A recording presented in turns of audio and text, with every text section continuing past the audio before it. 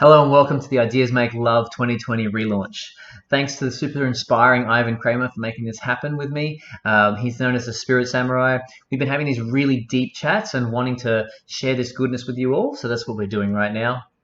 So if you want to get more of these videos on the regular, go to ideasmakelove.com, subscribe and click the bell icon. So in this first chat, we're going to cover how to survive in these crazy times, the gut health's link to mental health, and much more. So as part of this relaunch, I'll be doing more of these. So reach out if you want to be a part of this possibly in the future. Also, I found a whole bunch of unreleased videos from a while back, so I'll be sending these out to you as well. So a little bit about the Spirit Samurai. I'm just going to read straight off his profile here. From broken to awoken. I love that. So join the Spirit Samurai and go deep down the rabbit hole exploring consciousness, redefining spirituality, challenging our current beliefs, and discovering how we can live an extraordinary life.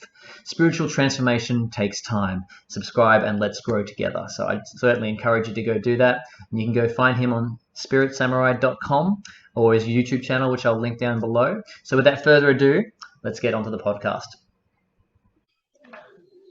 Welcome, Elphie. Thanks, Ivan. Awesome. So yeah, we caught up for a chat last week. We had a really awesome conversation, just talking about different things and just catching up as well. And we thought, hey, why not share this? It was really interesting. Like there's almost like two different perspectives of the same thing, and we thought, hey, why not, get this out there? And it's also aligned with our purpose in the future as well. So we thought, here we are, and so welcome. Yeah, thank you so much. And yeah, it was great to sort of chat with you last week and get a feel into what it felt to have a conversation again. I remember one of my favorite interviews was with you in that park that day when you were doing that masculine summit. You had like 50 speakers, yet you coordinated such an amazing event. And it's like, well, why don't we just start putting some of these great conversations out there? There's stuff that we could all learn from each other, and yeah, just put some content out there and talk about a few things. So we're going to cover these crazy times that we're in right now, and a bit on resolving conflict, and some of the stuff we're doing health wise as well. So yes, looking forward to the conversation. And like you're saying there, where there's two different perspectives that we have. It's kind of like a yin and yang kind of thing, where you've got this spiritual aspect with a practical implementation, and my focus is on the practical, but with a spiritual connotation, and a focus on fulfillment and stuff through that practical. So yeah, love it. Let's go into it, man. Definitely. And I love it to be like more of a community as well, so people can like leave questions and comments, because for me, I'm always learning, and I don't I love, like, because there's a lot of people out there that know a lot of things about a lot of things, and I love it to be like a growing community where we can help each other as well, exploring new fields, new ways of thinking and being. So yeah, if anyone's really commenting and watching wants to like add some topics and want to ask us stuff, and happy to do that and bring as much of our gift that we can for you guys. So love to hear from you all. So yeah, it's great. So yeah, let's start. So these are crazy times. Obviously, at the moment, both of us are in Melbourne, Australia, and we're in the midst of this lockdown situation. So maybe if you can share about what can we do in these crazy times that the world, pretty much most of the world, is experiencing at the moment. Yeah, well, I've been on the journey with everyone, and I'm sure we've all been through highs and lows over the past while, and trying to figure out what do we do, what's going on, and who's to blame. And there's this tension as well that happens, and it's all really compounded by the fact that we can't even get close anymore. So one of my favorite things to do, and I'm sure it's one of yours too, is hugs and connection, and that real platonic physical intimacy that we adore. We just can't even have that anymore. And it's and how do we find intimacy in this new age? So one of the things I've been doing is just looking at it from a perspective of, look, what do we know is certain? What are we uncertain about? And then at the end of the day, what can we control? And that's probably the most important bit in this age of chaos, and everything's changing at 1,000,000 miles an hour, and things are happening at such a fast pace that we can barely keep up with what's happening, let alone be able to adjust around it. One of the things that's been good for me is just coming right back to center and going, okay, well, what is it that I can sort? Can I clean my room? Can I, get my business in further order, and actually bring order amongst this chaos from starting from here and then working my way back out. Because I mean, for those who don't know, I have a number of businesses that I manage and have an active and really active involvement in. So it's been tricky trying to make all that work as well, and times are tight financially as well. It's not been easy on any of my businesses. As I'm sure it's not been easy really on many people other than Jeff Bezos and the billionaires that are making lots of billions amongst our turmoil and suffering. But yeah, it's like, okay, can't really control any of that. It's changing so fast, it's not funny anyway. So start here, work my way out to my beloved partner and Nadine, and then, you know, the beautiful palace I live in, connecting with those people better and making that work, and even making the logistics of my living situation work better. That's what I'm doing. How about yourself, man? Yeah, well, for me, it's let me feel. There's two things that come to mind. For me, it's like, yeah, I think I'm feeling the pinch, and it's like, it could be a few things. No, I mean, number one is healing. Like I feel there's a lot of trauma on the planet. Like there's a lot of trauma, and, you know, it depends what rabbit holes you go in. There's a lot of trauma, and I feel like I am processing that trauma for the planet. So I feel like there's the idea of, like, I want to see and know my own truth, and as I explore the truth on the planet, I'm actually healing myself to see the truth within me. So I feel like if I can't see the truth out there, I can't see the truth in me. That's number one. And the second thing that comes to mind is connection. Like I feel like connection is like a really, like, it's a need. It's one of those things like, you know, food, oxygen, you know, we need it to survive. And I feel like with connection, more on a spiritual sort of journey, it's like connecting to our higher self. So doing those practices that we meditate maybe, and like tune in to that higher self, and that can guide us. But also having those connections like we are now, like on Zoom, and connecting with our tribe through Zoom, through, you know, video chats, I think is really important. Like we still need, because we can probably get those same endorphins just by having a video chat and sharing those emotions. Yeah, absolutely, we can. I had that experience 2 nights ago, actually, where I had this amazing dance that I support called Mojo Dance, and it's a great way to connect with people. I'm like, how the heck are we going to have a dance where you're meant to be all, you know, sometimes very, very intimately connected with one other person? How do you do that when you're not even in the same room? You know, I've struggled to just do dances in general because it just feels like I'm flailing about by myself, right? As fun as that is, and as important as it is to move, it wasn't really hitting that emotional aspect, but it really worked. And I think it's actually connected to the tools, ironically. If we get the tools right, as well as the context and the intention that we bring and the people that we bring to it, that it can actually be incredibly intimate. And I actually had a more intimate time the other night than I've had at previous events that have been in person. So very, very amazing experience there, and shout out to Jules and the Mojo Dance that she does. Incredible dance that she's going to be getting back off the ground now, digitally, at least at first. And I just want to bounce off something else you said there around with the trauma. And yeah, it really highlights the existing trauma, because we're kind of faced with ourselves now. It's like, you know, in Australia, we're just being paid to be at home, a lot of us, and not work. And, you know, that makes you come face to face with yourself. And I've had some sleepless nights recently, and I normally have slept incredibly well for many, many years. And so to have those sleepless nights and be confronted with that stuff has been really, really eye-opening, and really a sense of growth for me as well. And you also said like that whole thing of it wasn't quite self-sufficiency, but it was something around, you know, looking after the food and the health of the self.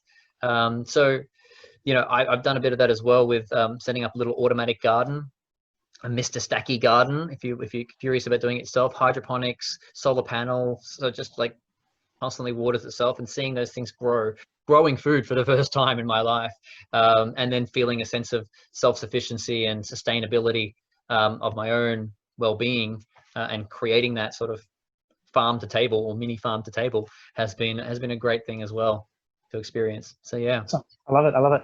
And yeah, that's awesome. And another thing I am becoming aware of, I don't really have an awesome like daily practice. I kind of get up, go for a jog, you know, like have my sort of biohacking drink, and then have lunch and stuff. but I'm definitely keen on exploring like habits and rituals, like daily rituals, like specifically morning rituals. I feel like are the most potent. Like if I can spend 30 minutes or an hour just like really waking up and moving my body, you know, putting the nice nutrients in and getting myself in that peak state, then I'm ready to like conquer the world. And I feel, and this probably we're going to talk about a lot of things like gut health and stuff like that.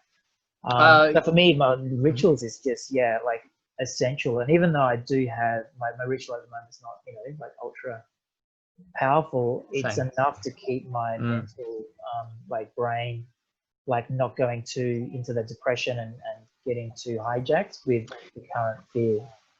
Yeah, so it's interesting. We're living in this kind of topsy-turvy experience where, especially in Australia, you know, we can't do all these things that we were able to do before, yet we've got such an abundance of options and places to point our attention and get some dopamine hits that it's like, how do you actually direct that? And one of the things I'm learning recently is that intentionality is the way that we get to fulfillment in a culture that's quite abundant. So because you can go anywhere and do anything, so it's about having that direction and that purpose, setting an intention for the year and all of that. And when it comes to ritual and habits, there's actually a really great podcast I did a while back now that I can link to in the comments below. And Cassia did a great great interview with me a while back, and we're actually due to do another interview at some point as well. So that's a good reminder. I should go follow her up about that. But there's some really great rituals that I do personally every day. And something that I've been building towards this year with my clients in my mentoring businesses is how do you create a process that is enjoyable, fun, and even gamified towards doing the things that we're committed to doing every day. So there's a great app called Habitica, which tracks all of what you're doing, and you choose the tasks that you're putting into this app. And you go on missions and stuff and kill bosses and stuff by doing these missions and doing these daily tasks. So that's been great. Awesome. I love it. I was just feeling to cut into another. So are you feeling the immunity one? Happy. We've got a couple of notes here of things that we wanted to put out there to everyone. So happy to talk a little bit about immunity. Sure. Yeah, definitely. So I feel like that's the last chat we had, it was about, like, we talked a lot about immunity, immunity health, like specifically gut health, and how we're both like looking at, you know, rebuilding our gut. And me personally, like I've noticed, just quickly I'll share, like a few months ago, maybe a couple of months ago, I was going through this depression stage, and I was like, what the hell's going on? I knew there's nothing in my life that made me depressed. Like, it was pretty, you know, I had an amazing partner and like everything was like good out there, but like my state was absolutely like crap. And I was like, what? So then I went to a doctor and another person, and it was came down to my gut health. So and the last kind of couple of months have been like, you know, almost instantly, as soon as I got the herbs in me, like I almost noticed instant like mood elevation. And I was like, oh my God, I had no idea how linked, like for me personally, like how linked you, like that feeling of like going into that depression, sadness, and those thoughts come in, is linked to my gut. Like, so maybe we can. So just some stuff around that. I mean, our gut has, I think it's more cells than a human body has. There's this variety of cells in our gut, and it's a whole biome, it's a whole ecosystem that they're only really starting to discover now, the impacts of gut health on the rest of the human body. It's almost like a second brain, actually. So it's very important what we put in our guts, and I've been atrocious with this, you know, in my 20s. Absolutely. It was McDonald's lunches every day and stuff. Like, it was tragic food that I was putting through me. So I've actually done some damage to my guts, and I'm in a process of healing that stuff over time, using some great stuff around like glutagenics. And I've actually been given a whole course of herbs that I haven't touched yet, that I'm keen to do very soon. But I do other things as well to manage that. So I've gone and measured my intolerances and figured out what I should definitely not be putting in my body, and what I should be, and what I can get away with every, now and then, for my diet. So I think it's it's quite important to look at that, at the very least, an intolerance test, because the first thing to do is start, you know, mitigating the things that are doing us damage, and then go about actually repairing the gut and yeah, looking after ourselves that way. Of course, things like supplements, and an interesting supplement point, it actually really helps to do supplements at the end of a meal rather than at the start. So you put the food down there first, layer the supplements on top of it, and it works better for absorption into the body. Yeah, so there's that. How about yourself, man? What about? Yeah, no, well, one thing, like what my partner shared with me is like vitamin D. I think it's vitamin D is the like for immunity, and with the whole, you know, COVID thing. Yeah, I've read a lot of places that, you know, that the vitamin D does. I mean, look, when it comes to this whole COVID thing, no one knows what the heck's really truly going on, and I'm not a scientist in any way. But you know, I've seen a bunch of information coming out around the impact. Look at when people die to COVID, how much vitamin D levels they have, and yeah, apparently there's much less vitamin D in people who do unfortunately succumb to COVID, and yeah, it can also be part of the link for old people. I mean, obviously older people are going to be more immunocompromised in the first place, but there are also a lot of them just sitting indoors and not getting that vitamin D. And being a gamer, you know, I don't get a lot of vitamin D, so yeah, it helps to just even go for a walk. Interesting thing about that is that a lot of the vitamins and the goodness that comes from sunlight only comes from direct sunlight. So if it passes through a window, it won't actually absorb. You won't get the right sort of chemicals coming through, or you definitely won't get the maximum impact from being outdoors and actually receiving the sunlight that way. Yeah. And I heard of the when they were doing experiment, I think 20, 30 years ago, they were doing these experiments on vitamin D, and they were doing them outdoors, and people were getting the vitamins, and then they decided to make the experiments indoors, and it was behind glass, and the benefits, they noticed it was changing, but they didn't realize that the glass had an effect.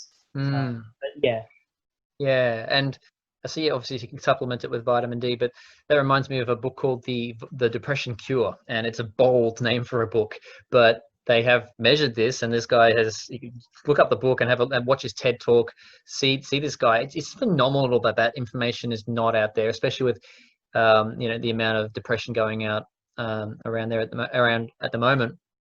And he covers these 6 different things that we can do to measurably, I think something like 80% success rate on like curing depression by people having these lifestyle changes. So he calls them therapeutic lifestyle changes, and they include the vitamin D, fish oil, diet, exercise, social connections, and I think it was self-talk. But yeah, have a look at the book, and it's like, compared to the, gosh, like for an antidepressant to become put on the market, like to be seen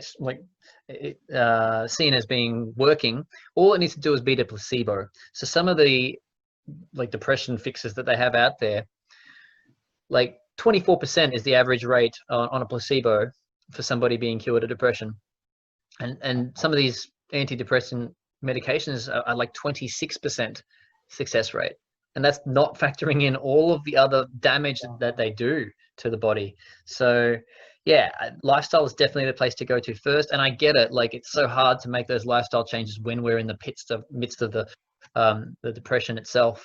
And I've been in pretty big low points as well over the last few months, and trying to figure it out and going, I've got the relationship of my dreams.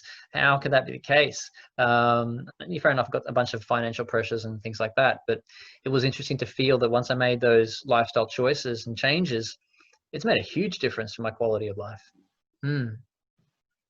Yeah, awesome. Yeah. Yeah, and I feel the same. I feel maybe we should kind of spark something about, you know, the purpose of reality here on Earth, and the purpose of our lives. You know, like it kind of, I feel maybe we can, you know, talk about like what is. Wait, let me do that again. Could we start with what are our purposes? I'm happy to start with mine, and that gets everyone connected to who we are a bit more, because we might have people watching that or either know us and they haven't really gotten to know us, or don't know us at all. So yeah, definitely, yeah. would you like to start? Yeah. Okay. So for me, my purpose in life is, I think, to be of service, and to be of service, and like specifically, it's it is kind of revealed to me when I meditate, deep meditation practice, or go on these sort of deep journeys. It's revealed to me. It's more of a giving, but it's also comedy. There is a bit of, I think, in who I am, there's a bit of like a comical element to awakening. So for me, it's like healing and doing my work, but revealing that in a comedy sense. I mean, it's not in these videos. I'm not very funny, but like one idea is like to use transformate. Like use comedy. It's kind of like JPCs. Use comedy as a tool for transcendence and consciousness and evolution, and it kind of goes a bit under the radar. And the other thing is just to be of value and of service to the planet, and almost for me, my purpose is to be clear. So I clear my body, to be a clear vessel for something higher than me that's coming through me. That is, it's almost like let me change to it. Yeah, for me, my purpose is just to be myself, I am, like to awaken I am, and be living that. And in every day and every moment, that I express that I amness. So for me, my purpose is to continually be like a clean vessel, and then express that on the planet. It sounds a bit like, it sounds a bit vague, but yes, it's kind of doing the work within, the spiritual healing, the work. And the deeper I go, the more clarity I get as to what I need to do out on the planet. And at the moment, it's comedy videos and maybe educational content videos. In the future, I'd like to do a documentary on something. I'm not sure what, but do a documentary. But yeah, for me, it's about like transformation, heart intelligence, connecting to the higher self. What else? Yeah. What about yourself, Elphie? Right.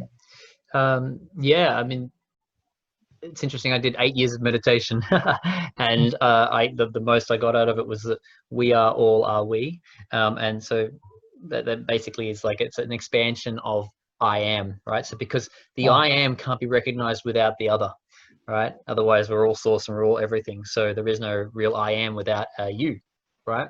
Or at least a not I am to recognize the I amness, right? So it straight away includes a second. So that's why that we are, I believe, has come to me, that we are all, and all of us are each other. So that's the we are all are we. But my purpose can be summed up as being to synergize freedom and responsibility into meaning through dancing with the moment in both ecstasis and in catharsis, whilst building keystone performance habits towards our best vision, and integrating our past and preparing for the worst through total self-sustainability. Wow. So there's a lot of words there, right? But yeah, that's the way that I keep myself focused on everything that I'm doing. Is it fitting into one of those areas? So there's a lot of things that I can do with that, and freedom used to be my #1 value for the last decade. And it was only through reading Viktor Frankl's Man's Search for Meaning that I recognized that equally as important in finding meaning is to have that freedom, but with the responsibility to go and do something with that freedom, right? It's so important. And so, yeah, that's what's caused a shift in me as well, because I was always about, try and become financially free and do whatever I want and follow. And what that ended up doing is it ended up putting me on a path of hedonistic nihilism almost, right? Like it was parties, women, video games, all the time, that I should always be in a state of basically high dopamine and peak experience, right? But that doesn't recognize the lows as well. So yeah, it's that synergizing of freedom and responsibility into meaning. If I was to pick one bit, yeah, I love it. It's so epic. I love the meaning through dancing in the moment, and we both enjoy ecstatic dance. So also, like, I enjoyed, like, last time we spoke about like you know, if one believed in past lives, what would that look like? What's this experience in like this experience we're having in this lifetime? How does that correlate to all the other lifetimes if you believe in past lives and whatever? Like, Yeah. In the grand scheme of the whole, you know, construction of reality and us coming to this planet and having this experience, how do you see this lifetime being played out? What's the... Yeah, well, I did mention on the last call that I'm far more like in the now than the previous lifetimes, but you know, that's part of integrating the past is part of my vision, right? And I have done like these massive vision quests with world-renowned people that cost me thousands of dollars to spend a day to look at my past lives or my alleged past lives. But I do love the fact that it gets us to think a bit more meta and step back from our own personal experience that we're so attached to and think about there might have been something that was us before, right? So what was the question around that? Yeah, like how do you see yeah, pretty much more of that. Like, how do we see us coming into this life, having this experience? Like, if we zoom back, like how do you see all the lifetimes being played out? How does it relate to this experience right now? How do you see that being played out? What's the relationship of this experience and what's going on in the planet at the moment with, you know, this whole well, yeah, I mean, we build upon the shoulders of giants, yeah, like the lifetimes that came before us and the people that have built us up, you know, when we weren't our own selves and didn't really have an identity of our own as we were becoming that. It's all critical, and that, you know, if we forget the past completely, then we miss resolving trauma and working things through that might be real sticking points that we don't know about ourselves. So I think it is critical to go at least look back there and at least go, okay, what is there, and it was there some past lives, and what could that mean for us today? So I think, yeah, it's about, like, for me, it's about just collating as much of that as possible, getting a full snapshot, and digging into the detail that we need to then know that it's all led to who we are right now in the eternal now, right? And it does give way to what we have later on, and what we're building towards in the future. So yeah, I think it's important. I personally feel that there's more important things to focus on though, like and even just being of service to other people. People are suffering right now, and you know, even if suffering is just all made up in the mind, which is a strong belief of mine, no matter how bad things get, that suffering is a matter of perspective. There are people who have some of the most, from an external perspective, some of the most messed up lives, and yet they are happy and fulfilled. And we could just see that and be like, oh well, they're just deluded. But you know, talk to them, and even myself, you know, my situation is not that different from where it was 2 months ago.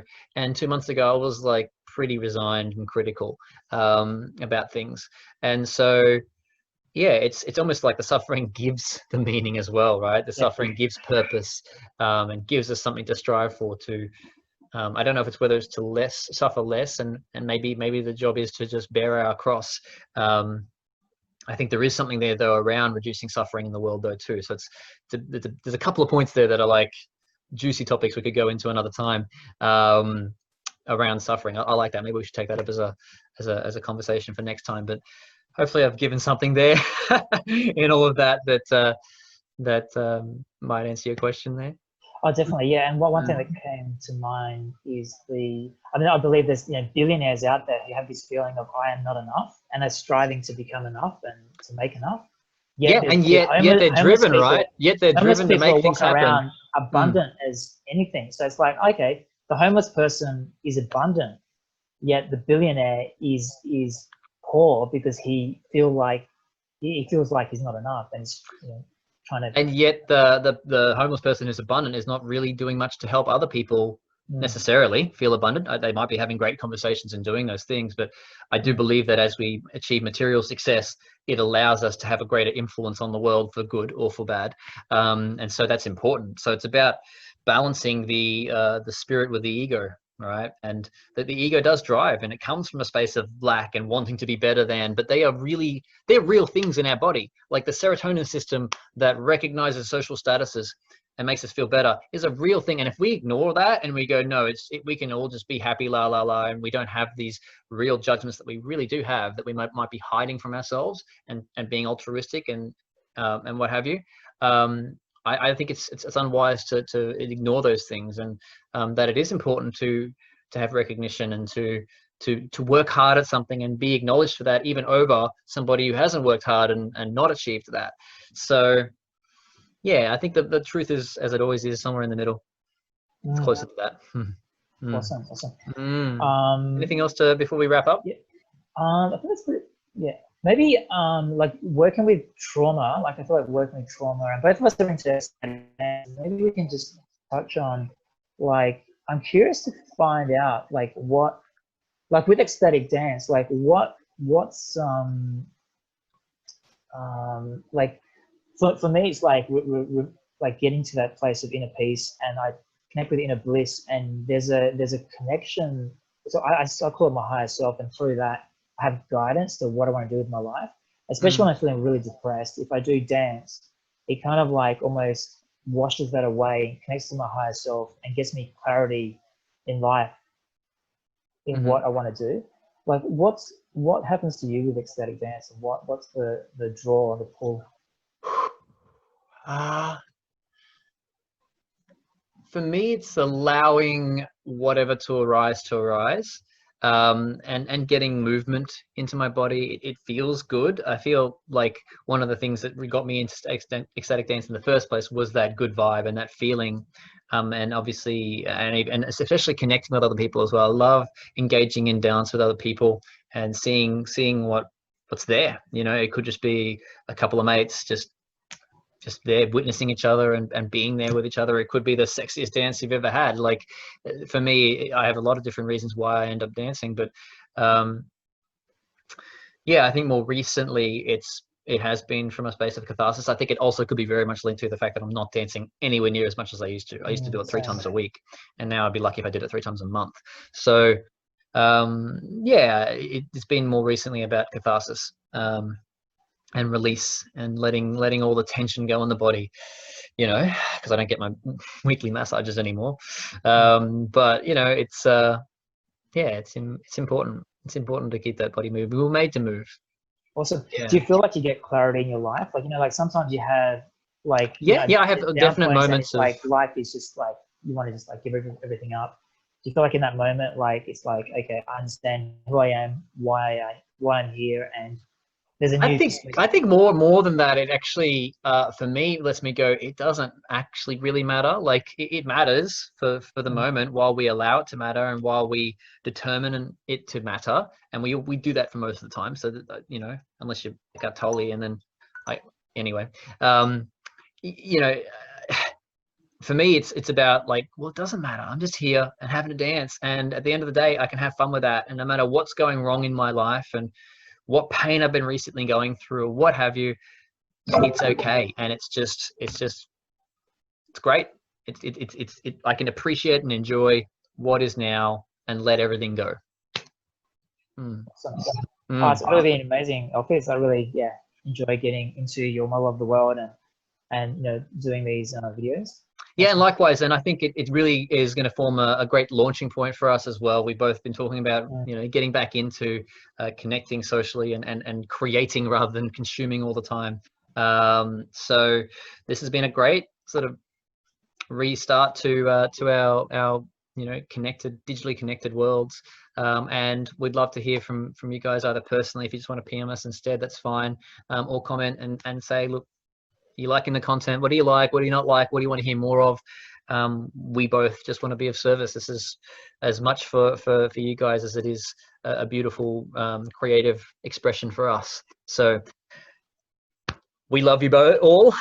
We love you, the one person who might be watching this, or the 100 people who might be watching this at this moment, and would love to hear from you all, and look forward to connecting soon.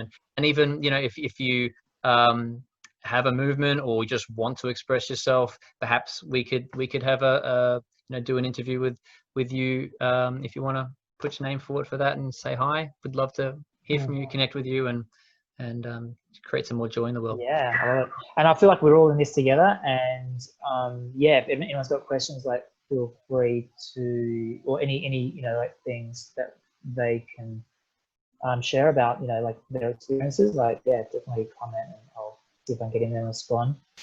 I love it. Awesome, Elphie. So until next time, good sir. Yep. And thank you, everyone. Take care. Awesome. Woo.